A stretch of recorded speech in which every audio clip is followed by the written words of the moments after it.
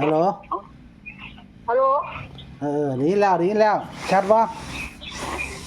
จ้าโอ้โหสวัสดีครับพี่เก๋ฝันดีป่ะวันนี้ฝันดีป่ะไอ้เก๋ฝันว่าไอ้นอนจอวางขาเก๋ไหมฮะอืมจอห้องรับบ่ไอ้แบบบ่แม่นบ่ถึงวางขาแหมเหยียบถึงแหมบ่เลยขานี่รอขาขาวแหมขาตุ้ยนั่นละบอกเจนในฝันเจได้เจตื่นขึ้นมาแล้วเจก็เปิดไฟก็เปิดไฟอย่างมันโลมันล่วงลงพื้นเนี่ยไอ้ตัวอย่างก็ล่วงลงพื้นคูลงเห็นไหมเจได้เบิ่งเอามันเป็นนอนมันนี่เจก็เลยคอกางเกงเบิ่งเห็นไหมคอกางเกงเบิ่งแบบนี้มันนอนจออยู่บนรอไอ้ขาขาวเขาเนี่ยนั่นแหละหลายเราเกะเขาเกะเราเกะเต้นเนี่ยมันออกไหมมันจอมันในเนื้อปะบัวแบบมันติดเนี่ยแบบบ่ได้บ่เขาเนื้อไงแค่มันจับน้ำขาสิเนาะแต่พอหลายมากเต็มเลยนะโอ้หลายเลยว่ะเจ๊ก็คูเพราะเขาเก็บเต็มมันก็คูลงนี่ต้องมาฟันมือฟันสีเนาะหลอก2-4วันเนี่ยพอขาไม่เก๋ขาเปิดช่องฟังในฝันในย่านมาเจ๊เต้นแบบหยีซื่อ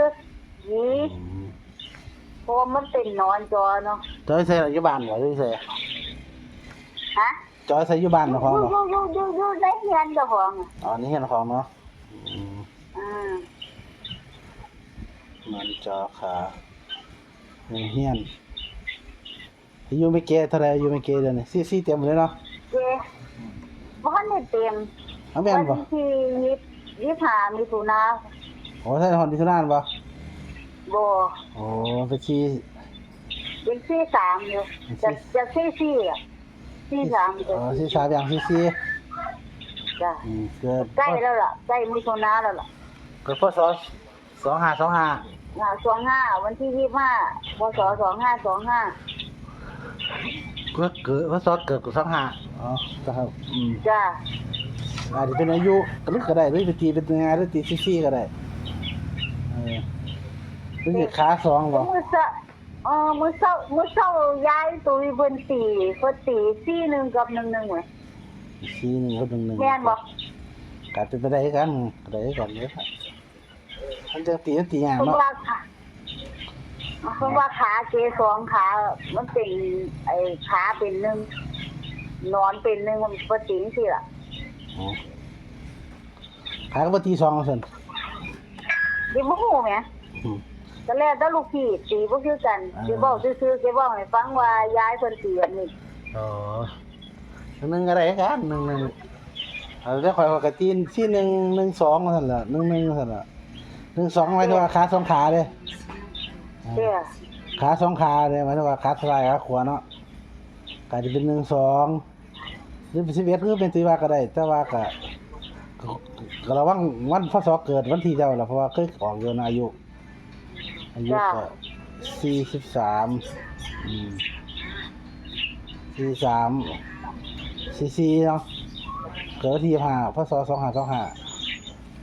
ประมาณนี้ได้เขียนลงก็ได้มักตัวใดบัดนี้จะมักตัวใดสิมามัก25เด้ก็คือเสียงวง25เนาะตัวเดียวเลยบ่วง25ตัวเดียวสิมา